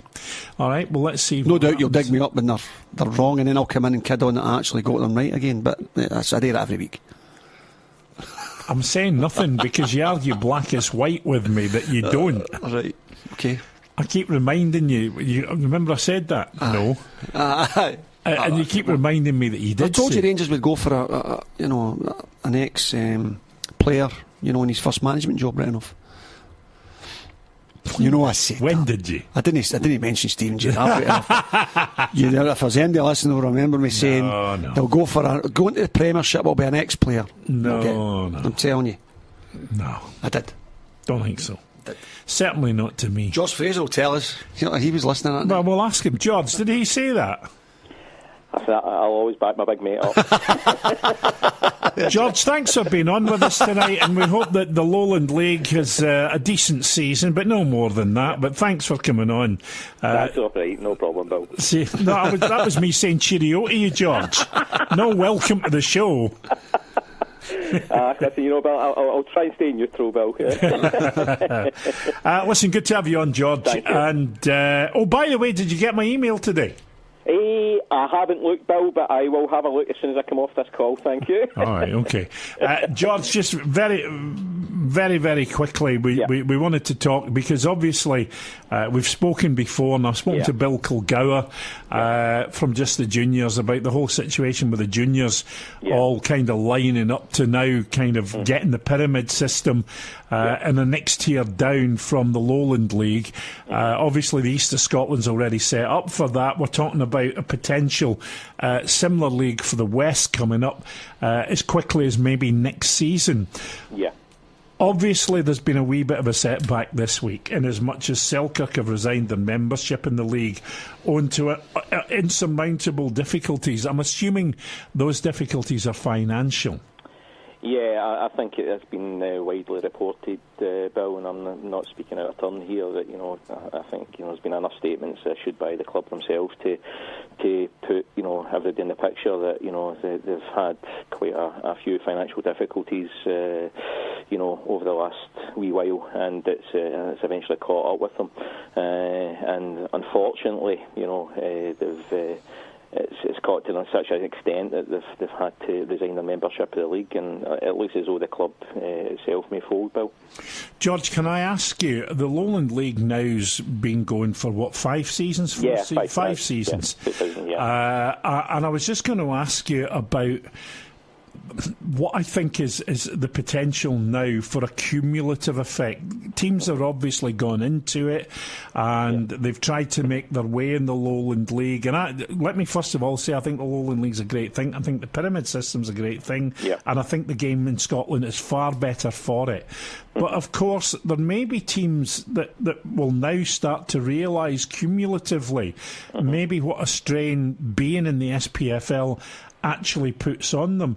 I'm not saying that it does in terms of Selkirk, but is there any concerns? You're now chairman of the Lowland League. Is there any concerns at league level where you think we're going to have to monitor this situation carefully and maybe have contingency in place?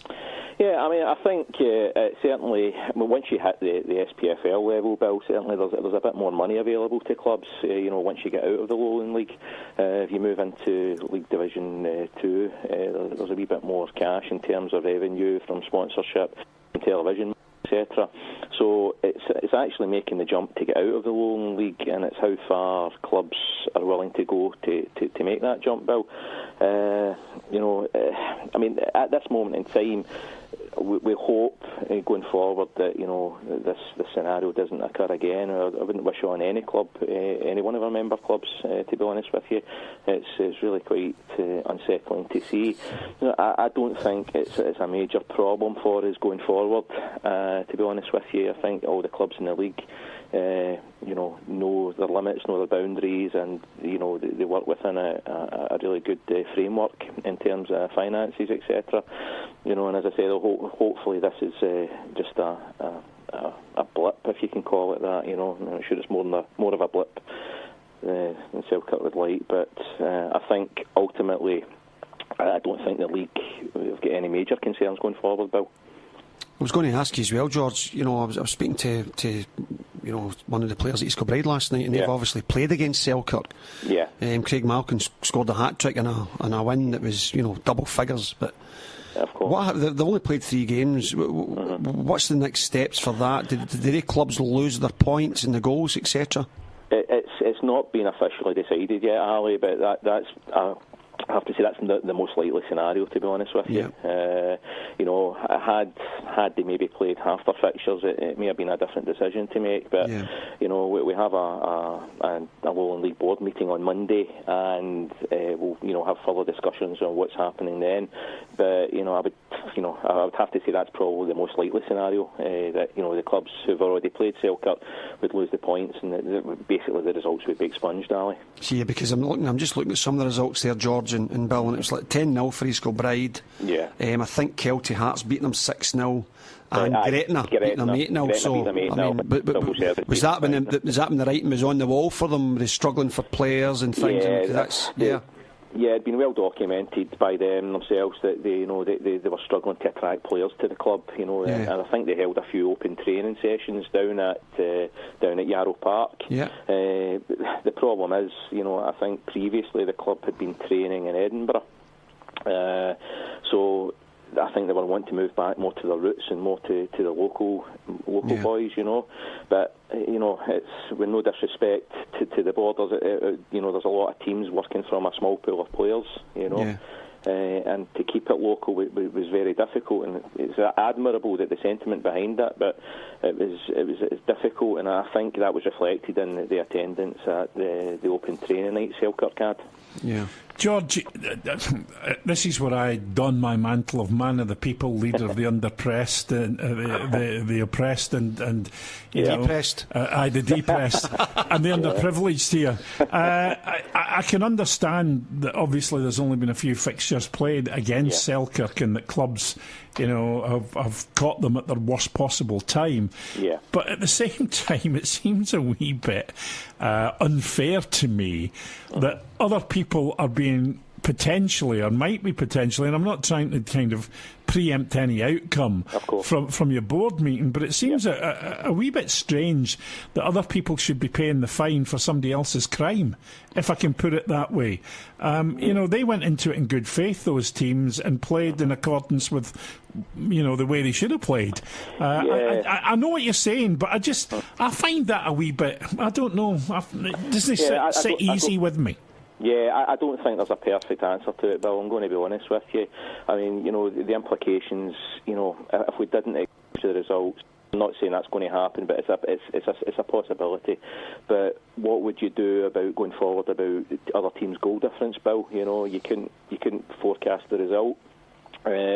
Teams would point out, well, East Kilbride scored 10, we might have scored 10, Gretna scored 8, we might have scored 8, so it's very difficult to weigh that up. So give me the 3 results again, Ali. Okay, so Gretna won, Gretna won 8-0. Right. Yeah, Gretna won 8-0 and Civil Service Strollers won 5-0. Right, okay, and East Kilbride won 10-0. Well, surely the thing to do is to look at the total and then put an average in.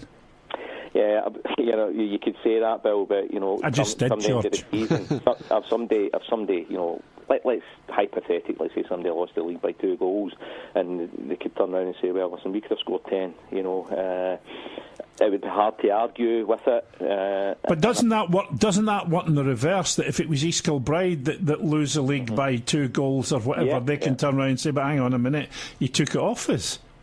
And there is no perfect solution. You're absolutely right. That's what I just said. There's absolutely no perfect solution, Bill. And whatever the league, the board decide on Monday, there will be, what ifs attached. Do you want me to come along and adjudicate for this one, George? Listen, Bill, we might actually need to. That would be a good idea. You're a man of the people, Bill. I wanted to ask you as well, George.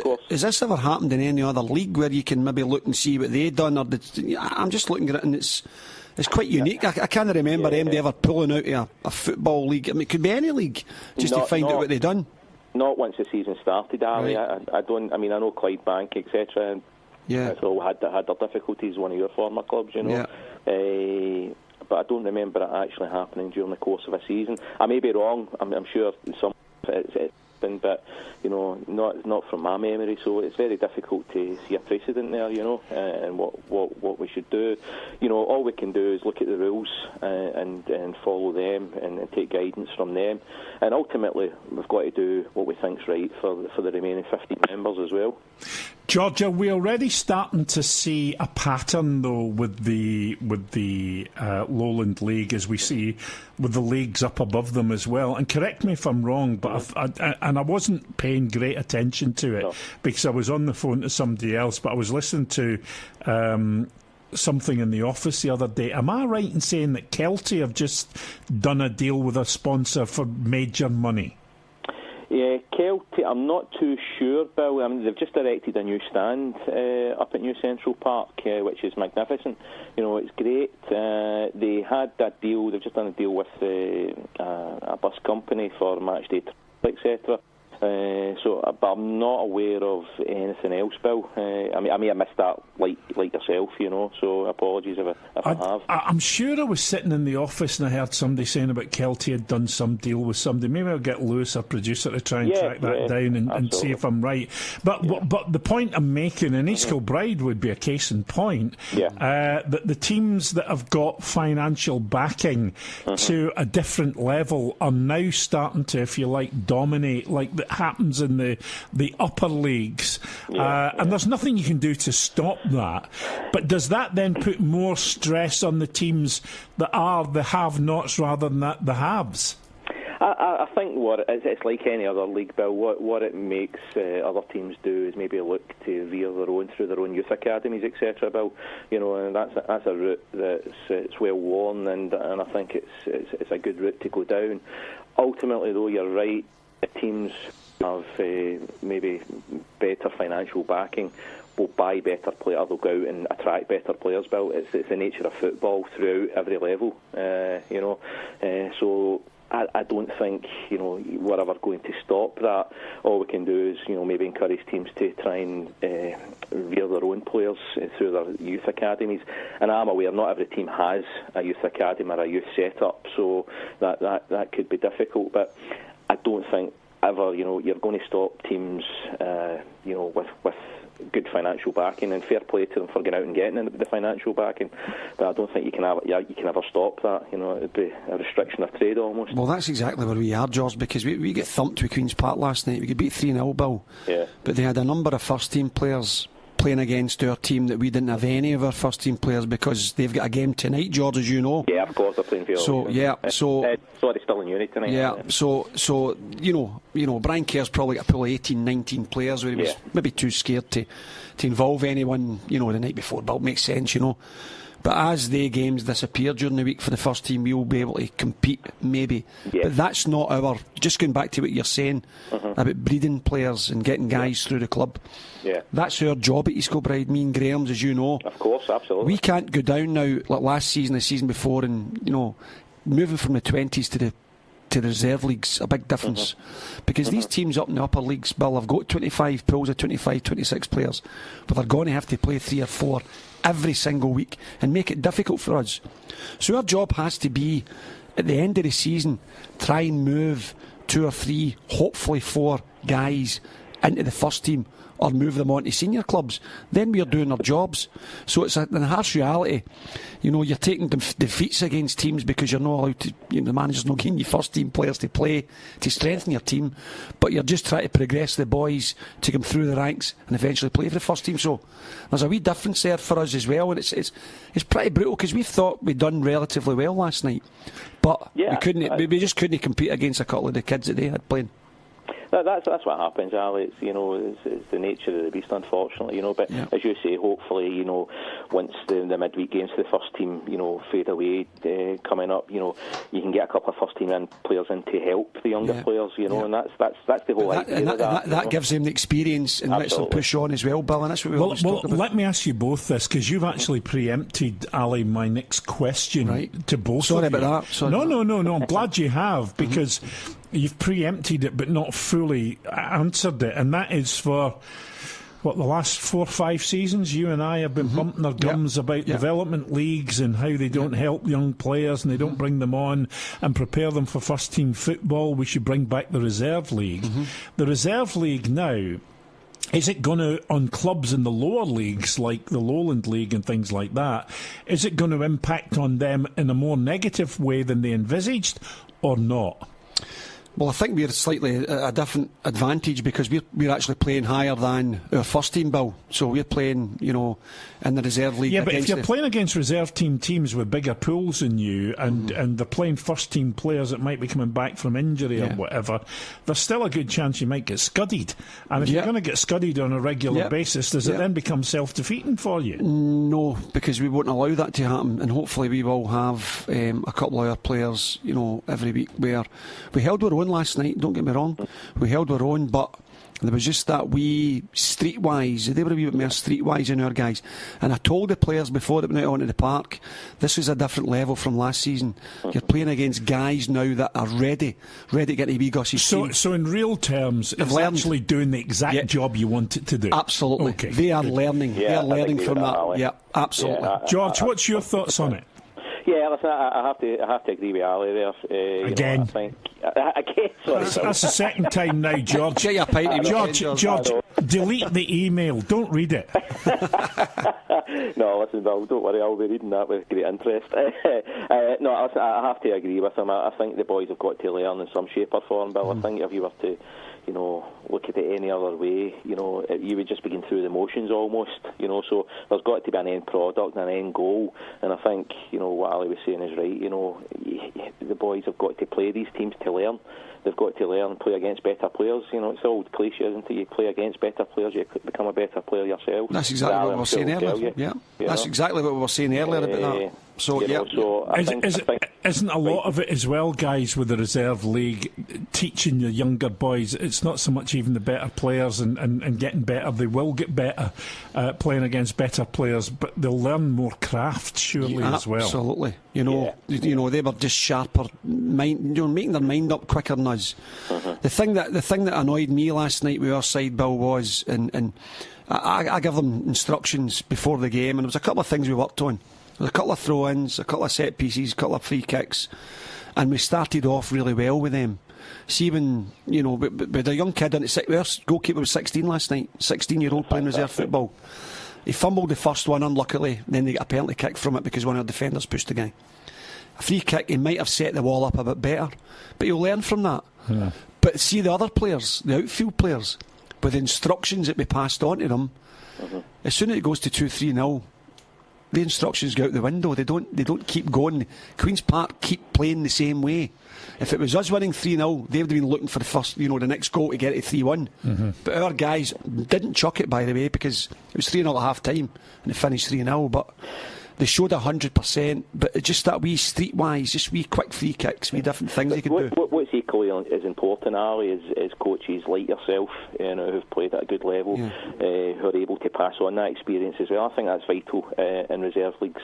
The quality of the coaches, it could be almost as important as the quality of the players. And you can pass on that advice and that knowledge, and I think that's invaluable as well. And the thing I would always say to them, Bill, as well, when they're playing against these teams, I mean, the managers are always there watching. So, whether you're playing Airdrie, Morton, Stranraer, whoever, Clyde, there's always somebody watching you, and they boys are in the shop window at that level. So that's why they've got to go out and give it their all. But they've done well. I feel a wee bit bad here because I've just looked at the Twitter feed and it says Selkirk FC have followed you, and it says official Twitter feed of Selkirk FC founded in 1880. Oh, yeah, 138 years ago, Bill. God, that's horrible. It's a lot of. I think they're one of, probably at our level, they're one of the oldest clubs going, and it's not nice to see, that's for sure. It's absolutely horrible. I mean, it's nice that they've followed Rock Sport, but seeing it up there in black and white, it just says founded 1880, Yarrow Park, Selkirk, SFA licensed club, Scottish Lowland League, Scottish Lowland Football League, and that gives you the website. And that's where I live as well. Yeah, Yarrow Park. That's where I live. I mean, it's a great setup down there as well, Bill. It was a lovely wee ground, and great night, a really good setup, and to see it just dismantled almost within a short space of time is, it must be gut wrenching for the people involved. Yeah, that's really sad. 1880, it really is sad. Hey, listen, if there's anybody listening to the programme tonight that wants to get into football and's got a few bob and feels, listen, I'll be blunt, it'd be a tax write-off for you if you're one of these millionaire types. I know, where are they? Get in touch with the boys at Selkirk. Yeah. Is there any Russians doing that way? No, they could maybe save them. I find that's really that's upset me. I have to say, it really has. It makes it hit home, Bill. That's for sure. Yeah. It's, when you see it in writing, it definitely hits home. George, bring us up to date with the whole junior thing, because we spoke 3 weeks ago about it, and we weren't quite sure which direction it was going on. Tom Johnson had issued for want of a better word, a statement about it. There still seemed to be a wee bit of confusion when I spoke to the junior boys about what was going to happen and when it was going to happen and how it was going to happen. Yeah. Are you any clearer in your own mind as the Lowland League? No, there's been no further movement, Bill, to be honest with you. Unfortunately for yourself in the station at the moment, it's almost as as it was 3 weeks ago when I last spoke to you about it. So, I'm hoping to, have a wee bit more news early September, early to mid-September on it, but it's status quo as it was, Bill, Okay. George, I've just had a thought. I think I think I'm going to have to send you that email again, because we had problems with the emails today. I've just looked and I've not got it. No, I'll do it first. Well, I'm away tomorrow. I'm up in Dundee first thing, but I'll make sure when I come back I do it tomorrow. We had a problem with the emails and somebody was fiddling around, and I think they'd cut mine off and reinstated it again. So I'll get it to you, I promise. Just quickly, George, how's your team doing this season? What's looking at league table? I think it's fair to say we've had an inconsistent start, Ali. We've had a couple of injuries to big players, and we've just, things haven't fallen for us, unfortunately. And we're not far away, Ali. To be fair, I think once we click and get that, get a bit of momentum going, it'll be okay. But it's been a sticky start. There's no getting away from it, But we've got too many good players to let that continue, Ali. So I'm sure, hopefully, that will pick up. Need to go on a run. Need to go on a wee run. Yeah, absolutely. I think East Kilbride have made a really strong start to the season. Yeah. But I think if you look at the results, Ali, elsewhere in the league, a lot of teams are dropping points. Yeah. Unexpected points, maybe. Yeah. Including ourselves. So I think there's still room to move up the table, with a couple of good results. I think with the way a couple of the senior teams have started, Bill, I think that the guys are quite confident. Some of them at East Kilbride, where I'm not saying they're going to win the league, but they're saying that they're saying that the Highland League team and the team. If I was at East Kilbride, I wouldn't be saying they're winning the league. Even if they do win it, I can't get a result right. Never mind. I was going to say, even if they do win it, there's a thing called a playoff that they seem to have a problem with. Yes, that's what I'm going to say. Whoever plays off to play I think the winners of the Highland League and the Lowland League will defeat the bottom team in the league. I think they're pretty confident. That's a bit of a bold statement. Well, it's looking like Albion Rovers at the minute, and I think that's why they're confident, unless they build and they sign more players. Another one of my old teams I may add. So. I was going to say, Ali, there's not many temes you've known. Are you Shuggy Burns' love child or something? I get transferred for big dough, Shuggy, didn't he? There's another argument looming on the horizon. George, listen, thanks for being on with us. And we'll talk to you again soon. Cheers, George. Yeah, absolutely. Cheers, Ali. Thanks very much. Thanks. George Fraser there, chairman of the Lowland League, bringing us up to date with 1880, Bill. Don't. I really actually find it very... I love football, that. You love football. Yeah. To see a football team with that history be on the threat of extinction, I think is tragic. Yeah. I really do. I wish I knew a way where I could rally people down in the borders to save Selkirk, because it really is tragic. Listen, we've got about 7.5 minutes left. I'm going to hand the show over to you to talk about whatever you want to talk about. Talk about? Yeah.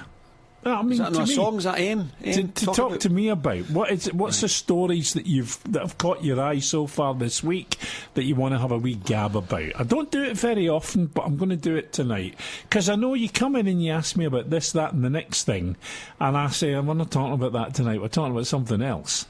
No, I'm just happy to go with the flow every week. But you're the man that feeds me the information, and I just batter on about it. There must be something. There must be a story. A story this week that you think is worth. Well, I'm really, really interested in the Kenny Miller move, and I'm interested. To Dundee? Yes, I'm interested in that. 2-year deal. A 2-year deal as a player. I know a couple of Dundee fans who are saying no danger is will they get the job if anything happens to Neil McCann. Well, somebody said to me today that Neil McCann had a watertight contract at Dundee. Now, I don't believe such a thing in football exists. Well, I think the fans will say otherwise, and I think if the fans stop going to watch them, I think things happen.